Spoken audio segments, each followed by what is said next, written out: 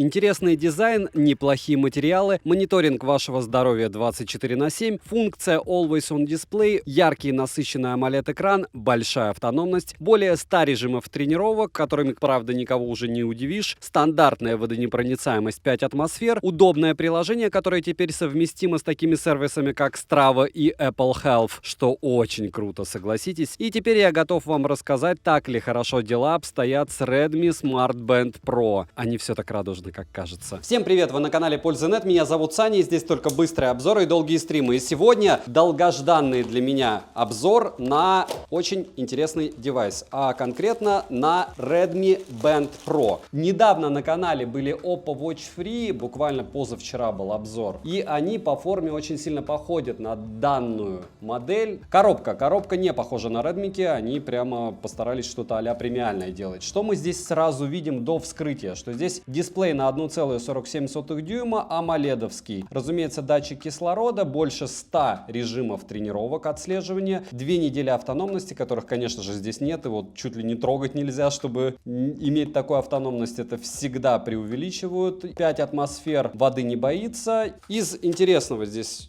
тонна документации, которую вы, скорее всего, читать не будете, но она имеется также на русском языке.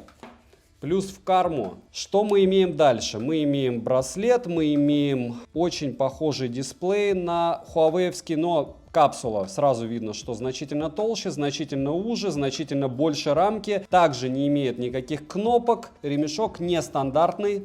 Вам придется это дело все, скорее всего, закупать отдельно на Али. В магазинах мне не кажется, что можно будет легко найти. Чтобы включить данное устройство, скорее всего, необходимо не просто его потыкать, но и повесить его на питание. Питание. Кабель, как я вижу, не магнитный. Написано было магнитный, мы все обрадовались, но это обычные 2 пина. Разумеется, они примагничиваются, но хотелось бы, конечно, чтобы коннекторов не было видно. По размерам и весу давайте сразу проверим. И 26 граммов суммарно вместе с ремешком. Ширина капсулы 24 миллиметра.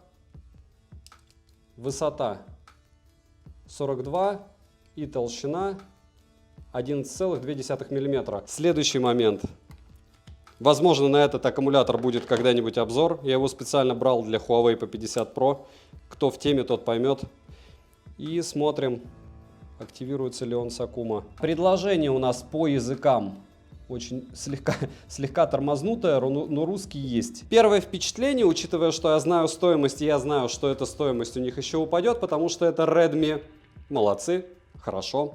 Копают в правильном направлении. Смотрим. 7 роликов в неделю я выгружаю, розыгрыши море, читаем описание, какие сейчас актуальны. Постоянно это 5 Mi Band'ов 6 серии, разыгрывается за лайк, подписку и комментарий к любому видео. Подписывайтесь с колоколом, а сегодня я расскажу вам о Redmi Smart Band Pro, таком вот фитнес-браслете новеньком от Xiaomi. Начнем же. На выборе есть 8 вариантов расцветки ремешков. У корпуса браслета цвет только черный. Ремешок среднего качества, тактильно приятный, но крепления нестандартные, хоть и быстросъемные. Ремешок застегивается таким же образом, как Apple Watch. Корпус браслета выполнен полностью из пластика, а с фронтальной части закаленное 2,5D стекло. На корпусе расположены с тыльной части 2 контакта для зарядки с углублением, некоторой информации, датчики мониторинга здоровья. Кнопок, что сенсорных, что физических, нет. Мне, конечно, хотелось бы иметь одну физическую кнопку для того, чтобы была возможность повесить ее на нужный мне функционал для быстрого доступа, но, увы, производитель ее зажал. 2 варианта: либо сэкономил, либо новые веяния, допустим, как у Huawei, либо недавно Oppo Watch Free были на канале, по ссылке в правом верхнем углу можете на них посмотреть. Huawei-то старенький, а вот Oppo Watch только-только выгрузили. По удобству не лучший вариант лично по мне, но спать в них удобно. Качество материалов среднее, а вот сборка хромает. При незначительной тряске слышно, как внутри все бьется об корпус. Смотрится аккуратно как на мужской, так и на женской руке. Форма непривычная самого браслета лично для меня, а кому-то понравится прямоугольный форм-фактор. Летим дальше. С фронта дисплей на 1,47 дюйма AMOLED с разрешением 194 точки на 368 точек. Глубина цвета 8 бит. Пиковая яркость очень прилично, 450 нит. Автояркость и 5 ступеней яркости на борту. Видно все отлично, хотя четкости не хватает немного. Но сама картинка насыщенная. Автоблокировка экрана до 20 секунд и есть самый примитивный активный экран по расписанию. Но это уже круто, так как нигде его в браслетах не встретишь толком. Также можно установить цифровой код для разблокировки экрана, чем нас уже уже не удивить, правда. Рамки вокруг экрана стандартные, подбородок присутствует, могли бы постараться сделать его меньше, как и рамки, но не смогли. В конце концов, это Redmi специально подешевле делают. На выбор есть более 50 штук заставок, и свое фото поставить можно. Ура! И любоваться им. При поднятии запястья экран включается приблизительно где-то через 1,5 секунды. По свайпам сверху вниз уведомления, снизу вверх меню. Слева направо и наоборот виджеты, среди которых есть панель быстрого доступа, где можно посмотреть заряд аккумулятора браслета. Летим дальше. Процессор здесь установлен Apollo 3.5. Bluetooth версии 5.0 поддерживает системы Android 6